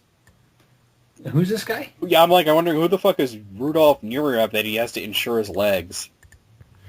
Maybe he's like a runner. No, he's a ballet dancer. Okay, That does actually make sense then. Yeah. And number 1, a grain of rice with a microscopic portrait of the Queen and the Duke of Edinburgh on it was insured for £20,000. Oh, dollars, actually. So, I guess in case somebody boils it and eats it. Or just like knocks it off the table. And then you can't find it. Yeah. Oh my god, that's funny. Microscopic paintings, huh? Yeah, how useful is that? You got to get out the microscope and look at it. It is an amazing thing that somebody could do that. It's an amazing craftsmanship and artistry, though, you know? It is, but you can't really appreciate it by just looking at it. Well, I assume that it would be set up in a museum under a microscope and you would just come up and put your face to it and look. Yeah. Out of 10, I'm gonna go 9 on that one. I'm thinking 8 out of 10. Okay. It passes. There you go. Let's see. Wrestling's Real sent me his top 10 favorite games. All right, wrestling's real. All right. Now, he's a pretty cool guy, actually. Yeah, I like the name. He showed up to, it's an ironic name. He showed up to a couple of my streams now. Number 10, WWE SmackDown. Here comes the pain. I remember playing the early SmackDown games. I thought the controls were really weird. Well, thankfully, that's the only wrestling game on here. Okay. Number 9, Metal Gear Solid 3, Snake Eater. Snake Eater. I'm not a big fan of the series, but if I was going to say one of them was legitimately a good game, it would be that one. I would agree. Third one's the best of the original trilogy. Number 8, Tales of Symphonia. That's a cool game. It is pretty cool. Number 7, one of my favorites, Civilization 5. Yes. How many hours you clocked in that? 1,212. Wow, 1212. Number 6, Bioshock. The original, the OG. Great game. Mm-hmm. Number 5, Final Fantasy 6. Yes! It's on the list. Yes. Number 4, Chrono Trigger. Also yes. Number 3, Fallout 3. Okay. It's I had not played it. Oblivion with guns. Yeah. Number 2, Dragon Quest 8, one of my very favorites. That's your favorite Dragon Quest, I Yes. believe, isn't it? One of my favorite games. Oh, Yeah. yeah. And number 1, and this one seems to be coming a lot today, The Elder Scrolls V, Skyrim. Ah, it's in the limelight Jesse, today. you really got to get Skyrim. I'm already working my way through Wolfenstein. Oh, Wolfenstein: The New Order? Yes. How awesome is it, dude? It's pretty cool. Fucking awesome. What a All way right. to start. Yeah, what a way to start the game, too. Oh, I know, right? Yeah. Get psyched. All right, number 10, out of 10, I'm going to be a little more lenient than I normally would with wrestling and Metal Gear and all that because it's his favorites. He's not saying these are the 10 best games. And he did put a 1 per franchise rule on this. I forgot to mention that. So I'm going to go 8 on this one. That's what I was thinking. 8 out of 10. Okay. Let's see. Alex Shannon sent me a list here that I think is interesting. It's from Blog Dude's Various Reviews, which is a very funny name for a website. Top 5 Mega Man clones. So these are games that are remarkably similar to Mega Man in one way or another. Jump and shoot. Yeah, there you go. All right. Okay, so let's see. Number 5, Power Rangers Samurai for the DS. Oh, Even heard of this game? I guess it plays like a Mega Man game. I should give it a look-see then. I like Mega Man. Number 4, Mighty Gunvolt. Oh, yeah, I have that, and it is. Yeah. Well, I haven't played it. I do have a download code though. I played all the characters and beaten it all the way through, and it feels like Mega Man. Of course. Number 3, Power Rangers Super Legends. I guess that's another Power Rangers game on the DS that also plays like a Mega Man game. Man, I gotta play these Power Ranger games. Number 2, Cave Story. I don't really think it plays like Mega Man. Maybe it's like Mega Man with Metroid. Yeah. And number 1, Azure Striker Gunvolt. Well, yeah, of course. Yeah. That's awesome, man. All right, so out of 5, I'm going to give this a 3. I'm thinking a 4, actually. Yeah. It's close, but no cigar. There's a couple of games that I'm thinking of that should have been on here, But like? What was that game with the NES game with like a witch in it? And even the art style was lifted directly from Mega Man. She even exploded like Mega Man when she died. Oh, what the fuck was that called? Witch's Brew? No. I don't know. No, I can't remember the name of it, though. But, all right, let's move on. Let's move onwards, yeah. Onwards and forwards. Okay. This is interesting. This is from Shodate. I usually do these lists with Tanya, but I'm going to do this one with you. Nice. Top 50 underrated RPGs. All right. All right. I'm going to do 10 at a time, and then we'll discuss them. Discuss. Number 50, Agorist Senki Marriage. Number 49, Coded Soul. Number 48, Fairy Fencer F. Number 47, Angel Senki. Number 46, Machi-ing Maker 4. Number 45, Final Fantasy XII International Zodiac Job System. Number 44, Genso Suikoden 3. Number 43, Growlancer 3, The Duel of Darkness. Number 42, Hagani no Renkin Jutsushi Tobadai Tenshi. And number 41, Odin Sphere. I've played 2 of those. Am I guessing to be Final Fantasy 12? Yeah. Okay. I played 3 of those. Okay. Odin Sphere? Yes. And Suikoden 3? Growlancer. Oh, okay. I don't know Growlancer 3? Yes. All right. There you go. And they're good. Well, Odin Sphere is actually pretty friggin' awesome. Odin Sphere is a perfect game to put on this list, actually. Mm-hmm. All right. Let's see. We'll move on, unless you have anything else to say. I don't know any of the others. Number 39, Gensu Suikoden 5. Number 38, RPG Sukuru 5. Number 37, Papa Lacroix Hajimiri Naboken. Number 36, Sorceress Stabber Orphan. Wow. Number 36, that was 36. Number 35, Tales of Symphonia. Number 34, Violet no Atelier. Number 33, Devil Summoner Soul Hackers. Number 32, Ayu Densetsu. And number 31, Azel Panzer Dragoon RPG.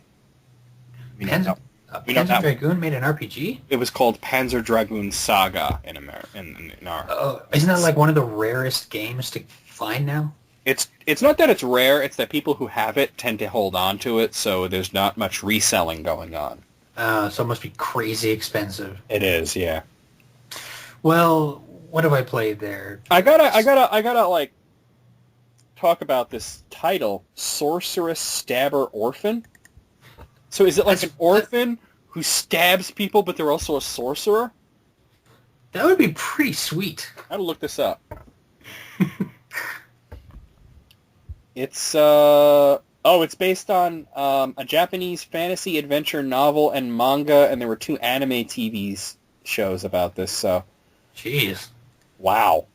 The video game was on PlayStation 2, and it was released in Europe and also America under the title Orphan, Scion of Sorcery.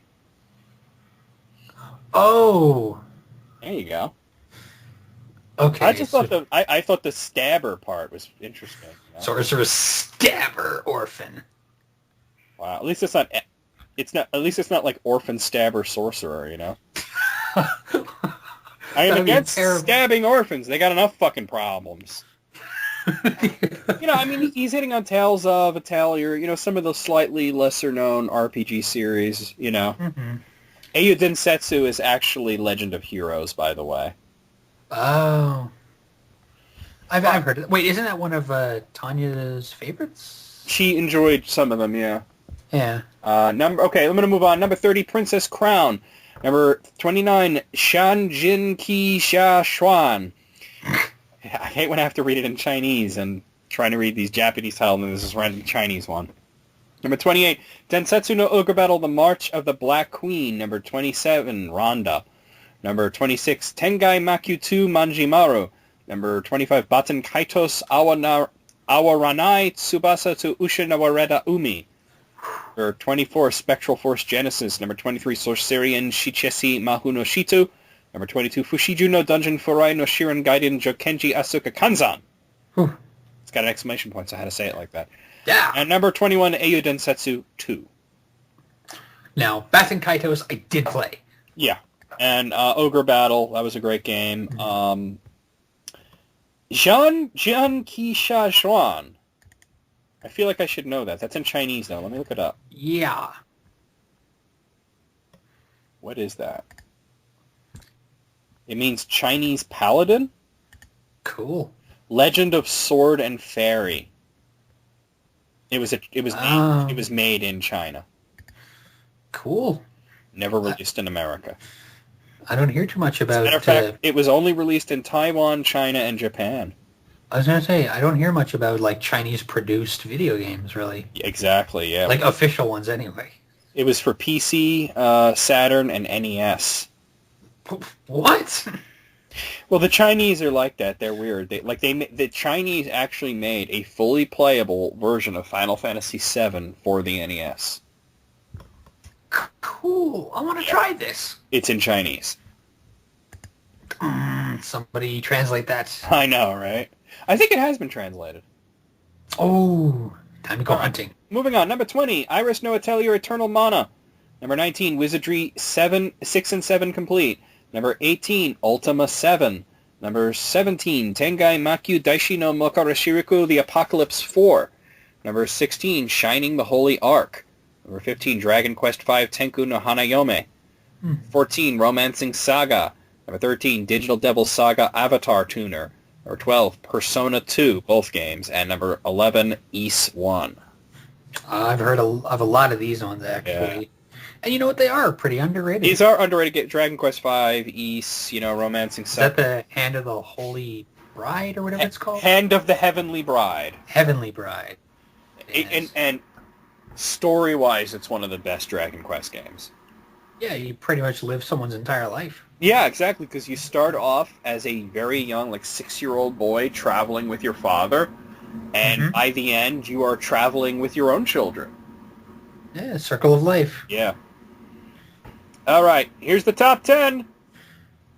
Number 10, Dragon Dragoon. Number 9, Lily no Atelier Selberg no Rekonjutsushi 3. Number 8, Unlimited Saga. I gotta talk about that when we're done. Number 7, Spectral Souls. Number 6, Final Fantasy 3. Number 5, Breath of Fire 5, Dragon Quarter. Number 4, Persona. Number 3, Dragon Slayer 4. Number 2, Final Fantasy 5. And number 1, Final Fantasy Tactics. Oh. Okay. All right. Unlimited Saga. Sucked. Why did it suck? Not overrated in any sense. Not underrated in any sense, I should say. Overrated. Sucked. There is no overworld. There's literally your character. It's like a board game. You hop along icons. Oh, I don't like that. It's terrible. Well, it's in the top 10 underrated. It's a shitty fucking ball sack of a game. Ball sack dipped in shit. I'd rather play with that than Unlimited Saga. I think I'd rather play Unlimited Saga than a ball sack. You're probably right. But you get my point. I'm using hyperbole here. How about what do you think of Tactics at number 1? It is probably one of the most underrated games ever. I mean, it's a masterpiece that most people didn't play or didn't understand. I played it, didn't like it, but I can I can see the appeal. Yeah. But it does not appeal to me. Yeah. But Final Fantasy V, wow, pretty up there. That is an underrated one. Dragon Slayer 4, actually, that's Legacy of the Wizard. That is very appropriate to put there. Final Fantasy 3 is appropriate a lot. You know, Unlimited Saga, my God, though. It's just talking to Hitomi, that's X-Razzlin on YouTube earlier, about the Saga series. Oh. And let me see if I can scroll up a little to where I was talking about it. Yeah. Okay. Yeah, she mentions Romancing Saga, you know. And I said that, you know, that story was that whole series was like a decline, a slow decline. The Game Boy ones, that was cool. Super NES ones, not bad. PlayStation ones, what the fuck happened? And then Unlimited Saga. Wow. I mean, it was a masterpiece of crap. So what system was it on? Unlimited? PlayStation 2. Really bad. I think I might have seen the box and I was like, eh. Oh, well, good thing. Out of 50, I'm going to say 40. There's so much of it, I don't know. I'm going, like, right down the middle, 25. Okay, you're playing it safe, huh? Yeah, so many titles, I'm just like, what? Okay, let's see. Sorry, Tanya, I'm not cut out for that list. Why are you apologizing to Tanya? She probably would have had a little more fun with that list. Maybe, but I decided to try a Shodate list out with you. Ooh. You. I was not ready. Your body was not ready? My body was not ready. Oh, my. Sorry, Fisa-me. Okay, the anime fans sent me this next one. All right. The 11 worst Japanese to English translations in Nintendo history. Ooh, I think I'll like this. I feel asleep. Okay, so this is from 11 points, so it goes from 1 to 11. Number 1, Bubble Bobble. Now it is beginning of a fantastic story. Let's make a journey to the Cave of Monsters. Good luck. That was like the only text in the game that somehow fucked it up that badly. The only text in the game! Well, actually, I think it's in one of the bad ends. It says something like Bub and Bob, which are your characters, but when you beat the game fully, it calls you Bubblin and Boblin. That's the arcade version, dude. No, in the NES version, it gives you both, too. Oh, I never, yeah.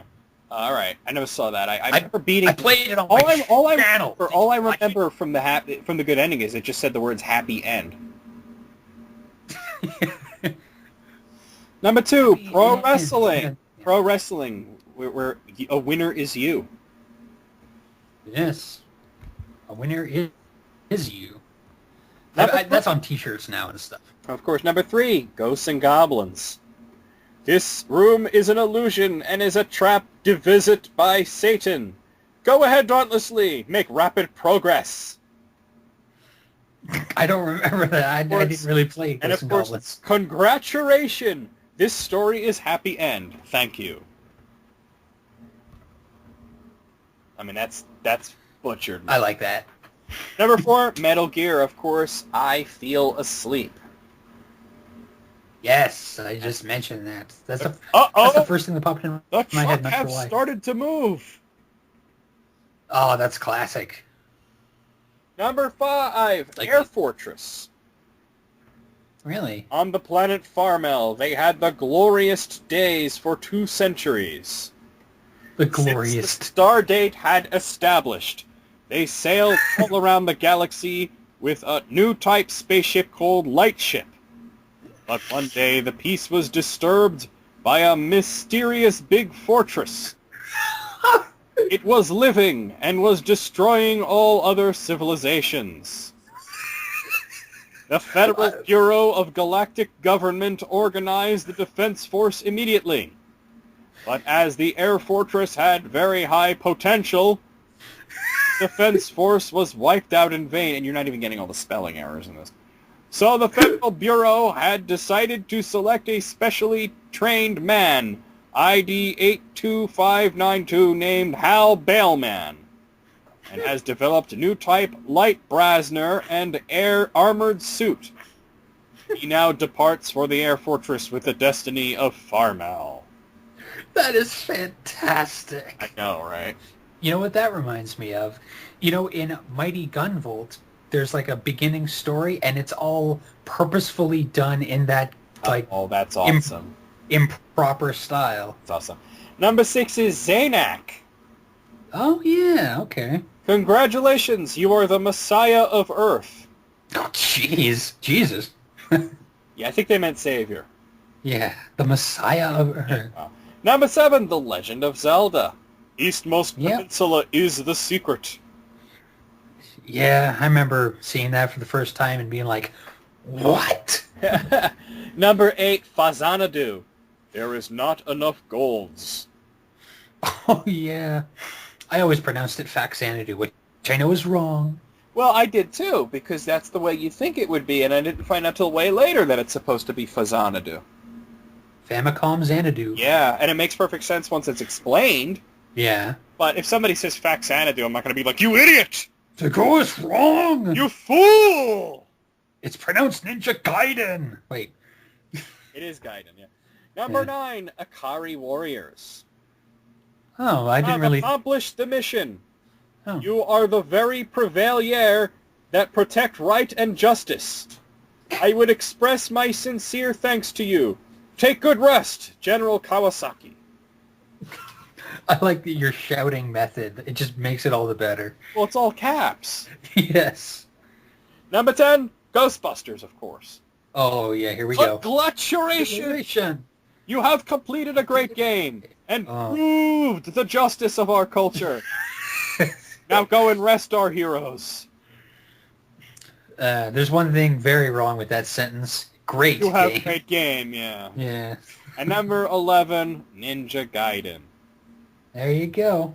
Ryu, thank God you're safe. Hold on 1 second. Oh, your mother! Gesundheit. Holy shit, these allergies are fucking killing me. Out of 11, I gotta give that 11 out of sheer just hilarity. I agree. 11 out of 11. Man, that diatribe you gave of... What was that game? Was it Zanak? No, that was just, Air Fortress. Air Fortress just went on and on. On the planet Farmel. They had the glorious days for 2 centuries. Thousands of years ago. Before Sigourney Weaver. Yes. Okay, so there you go. Let's see. Anime fans actually sent me a shitload of lists, so I'm picking and choosing which ones I want to do. He's cherry picking. I am cherry picking, actually. Alright, what is this? You pick that cherry. Video game consoles, the top 10 worst. Okay. The winner is you. What the fuck kind of language is that? What? Okay, so he that's the way he wrote it. It's the 10 worst video game consoles of all time. Okay. Let's see how many of these one of us has owned. Oh, God. Yeah. Alright. First up, we have the Sega 32X. Ooh. I'm glad I didn't get... I asked for this, and I didn't get it. Thank God I didn't. That's a good thing. You know who had a 32X is Tanya. Oh, sorry to hear that. She had it, yeah. Up next, the Nokia N-Gage. Yeah, the phone video game thing. The Yeah, that dreaded worked. electric taco. Yes, it's like the PlayStation 3 prototype. The N. I used to make fun of the N-Gage. I would go into GameStop and just see there was just an N-Gage section and just point and laugh. Ha The Tiger Telematics Gizmondo. I remember that. Yeah, wow, Oh. yeah. I love that the 4 buttons were like play, stop, rewind, and fast forward. Yeah. Those are the symbols they used, you know? To jump, press rewind. What? Yeah, Up next is the Worlds of Wonder Action Max. I don't know this. This was, they actually used VHS tapes. Oh. Yeah. And it was all like FMV where you would shoot a light gun at sensors. Oh my god. I played this before. Wow. Yeah. Oh, that's cool. I forgot about that. Yeah, that sucks. How about the Apple Bandai Pippin? Was that the system made for girls? No, you're thinking of the Loopy. Loopy, That okay. was Casio. No, this is Yeah. Apple and Bandai teamed up to make the Pippin. Oh. You know how much it cost? $600 When? in 1996. Oh, God. Killer right there. I know, right? This was at a period of time when Apple, where Steve Jobs was not there when he returned. He fucking killed that off. The Messiah. Next up, we have Philips CDI. Oh, poor CD. It's the butt of so much YouTube poop. I know. And it also cost $700 back in 1991. Fuck. Big- Damn. That's the same year the Super Nintendo came out in America. 1991. The CDI. Good lord. Nothing good came out of You remember this one? I remember the commercials for this. The Gamecom. The Tiger Yes. Gamecom. And Tiger Very ahead of its time, but a piece of crap. Tiger really tried. They really did. They did try. They didn't try hard enough, but there you go. The 3DO Interactive Multiplayer. 1993, and it cost $600.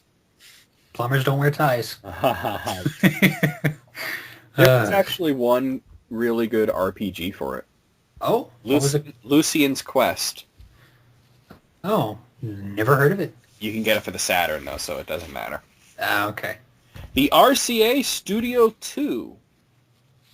Huh. RCA. It was Okay. a Pong console. It was one of the first cartridge-based systems, but it was just really bad. What was so bad about it? It was just Pong over and over. The controllers were just gigantic number pads. Oh, that would be clunky as hell. Yeah, I know, like ColecoVision and Intellivision and the 5200 had number pads, but they also had joysticks. This didn't. What about the Odyssey? What did it have? The Odyssey had, like, guns and pointers and shit like that. Oh, okay. Dials and shit. And finally, the Nintendo Virtual Boy. Oh, yeah. Poor Gunpei Yokoi.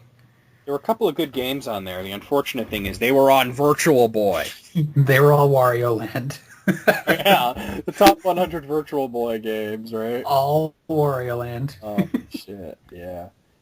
Out of 10, I'm going to say 10. These are all pretty horrible. Oh, even though the ones I'm not that aware of, I'm going to take the word for it because they're so right on so many levels. 10 out of 10. Well, you were pretty aware of most of these. Yeah, but what was it? The Action Max? I didn't know. You said you played it. Not the the VHS. I didn't know until you explained it to me. Yeah. I didn't even know it was the Action Max. Well, now you know. And knowing is half the battle. G.I. Joe. Shit. Shit. I love that. Yeah. That's my favorite one. Yeah. All right. Let's say we do one more list. Sure. We'll call it a day. Make it a good one. No, make it a shitty one. Well, I got one from anime fans that I think is going to be an amusing one. Yes. Yes. Top 10 most ridiculous female bodies in video games. All right. Hit me with it. Number 10, Lara Croft. The original Tomb Raider? Well, they have like a bunch of different models from all the different games, and they're all pretty ridiculous. Only the most recent one is really, The most realistic? yeah, actually a good character model, you know? Albeit still hottie in a outfit. Yeah, but, I don't know, triangle titties, man. It ain't doing it for me. People went nuts for that mod on the original Tomb Raider, or Topless Raider, whatever they call it. PC version, Nude Raider, yeah. Nude Raider, that's a Topless Raider. What am Number I saying? 9, Taki from Soul Calibur. Oh, With her yeah. fucking gigantic chest zeppelins. Do not... She has never even heard of gravity. But, you got the jiggle technology. Yeah. Number 8 is Morrigan from the Darkstalkers. I gotta actually say that Morrigan is a supernatural creature. She's a succubus, so the fact that she looks kind of unrealistic and sort of fan servicey actually makes perfect sense in comics. She can look however you want her to look, kind of thing. Exactly that. She's got hips, man. Number 7, the Sorceress from Dragon's Crown. Also What's known as that? back surgery. That's like. Have you ever seen this? I'm gonna send you a picture.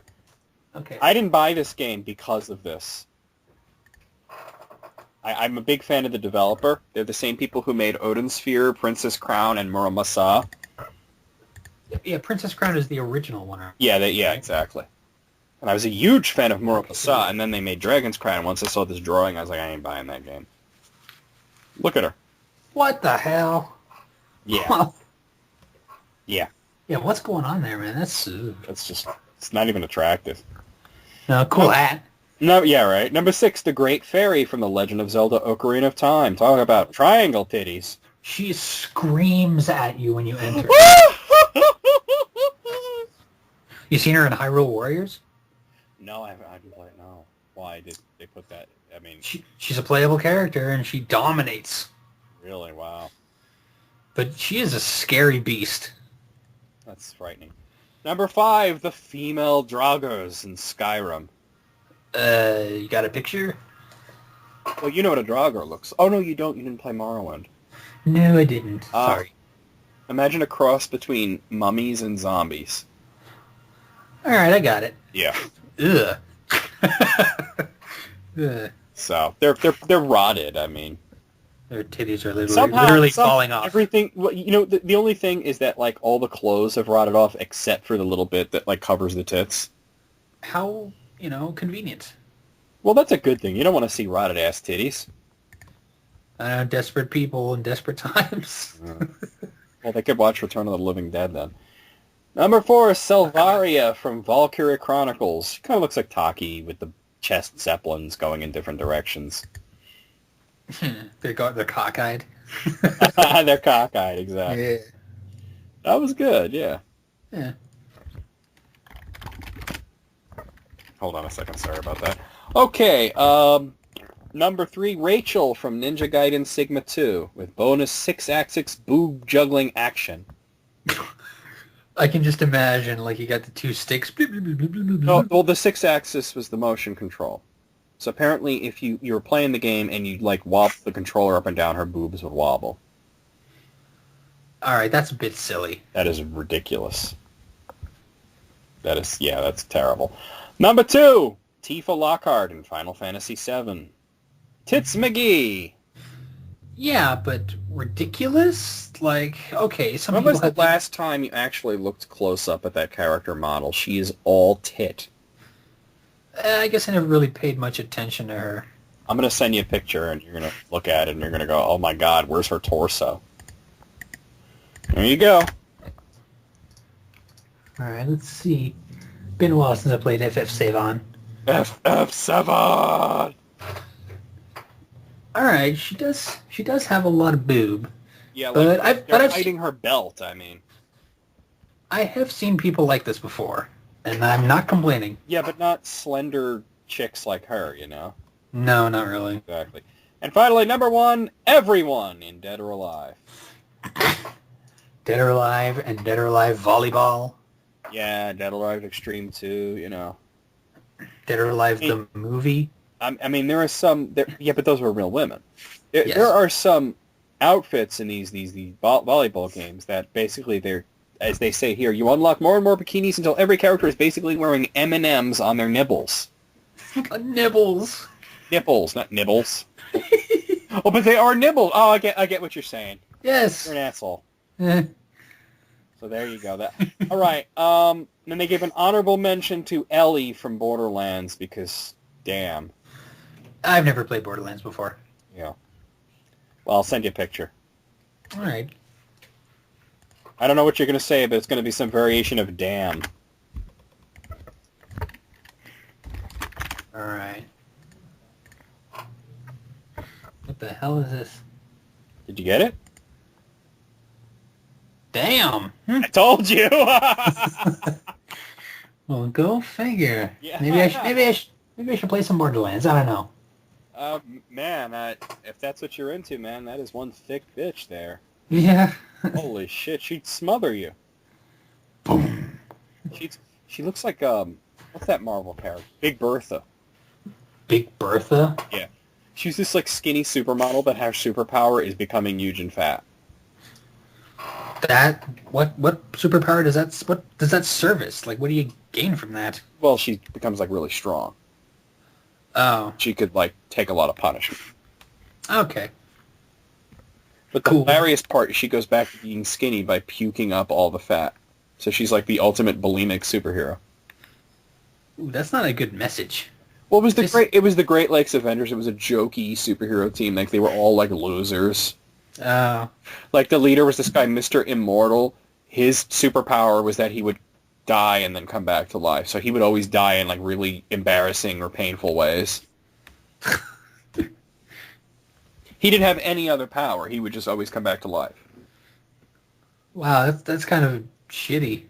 Yeah, like they were all like losers. They all had terrible, terrible powers. Then again, he gets to be immortal. That's pretty cool. There was Doorman. He was like this shadow guy, and he would stand in front of a wall, and then you could like walk through him, and he was like a portal. So he was like a door. Oh, jeez. Doorman. There was Flatman. I'm sure you could guess what his power was. He could go flat. He was like Mr. Fantastic, except he was flat. Mr. Game & Watch. Mr. Game & Watch. Nice. Holy shit, nipples, Batman. That's great. There was Squirrel Girl, of course. Squirrel Girl. Oh, yeah. Squirrel Girl.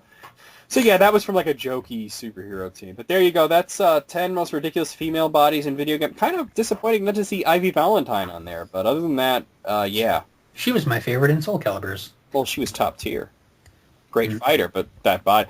I mean, she started off in Soul Calibur 1 looking completely normal, but then every game her tits got bigger and bigger and bigger. If they make a Soul Calibur 6, she's going to fall over. Funk. Oh, she's probably had like back braces and like maybe she has like adamantium spine or something like that. Adamantium spine. Specifically so she can have giant boobies. Oh my god, that's funny. All right, out of 10, I'm gonna go 8 on this one. I wasn't even aware of the Borderlands thing. I'm gonna go 9 out of 10. That was an honorable mention, so it's not part of the list. Whatever, 9 out of 10. You can give it a 9 out of 10, but I just want to tell you that was not part of the list. Yeah, it was an honorable, yeah. All right, so that's going to be the show. Mm-hmm. Hope you all enjoyed it. If you didn't, you can go fuck yourself.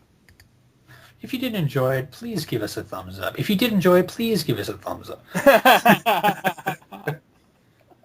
All right, I'll see you guys. Bye-bye. Bye-bye. Get up.